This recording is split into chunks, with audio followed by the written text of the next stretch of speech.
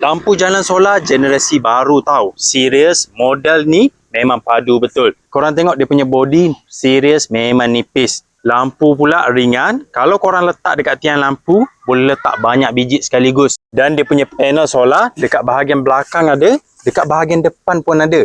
Panel solar jenis double side. Yang ni kelebihan, dia boleh serap dari dua arah.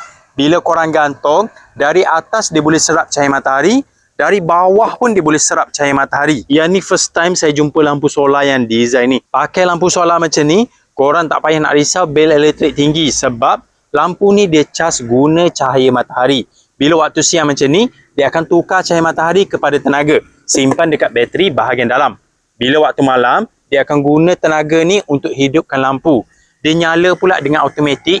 Korang tak payah nak buka tutup switch sebab lampu ni dia akan detect gelap. Dia akan terus nyala tau. Jadi kalau korang jenis kerap tinggal rumah waktu malam, pakai lampu macam ni.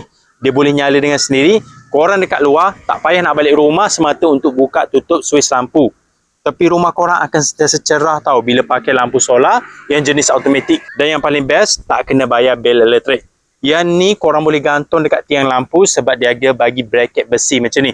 Letak je dekat tiang, on je lampu ni, tinggal je. Siang dia cas automatik, malam dia nyala dengan sendiri. Kalau yang model ni saya ambil yang paling besar tau. Saiz dia besar macam ni. Jadi waktu malam cahaya dia ni memang cerah sebab lampu dia ni banyak macam ni. Walaupun panel dia saiz kecil macam ni, tapi dia boleh hasilkan tenaga 2 kali ganda. Sebab panel jenis double side macam ni. Atas pun dia boleh serap tenaga, bawah pun dia boleh serap cahaya matahari juga. Cahaya matahari yang pantul dekat tanah, dia boleh serap dekat bahagian bawah sini. Jadi kalau korang nak cari lampu solar yang padu, korang boleh check lampu solar yang generation baru ni. First time saya jumpa design yang jenis macam ni.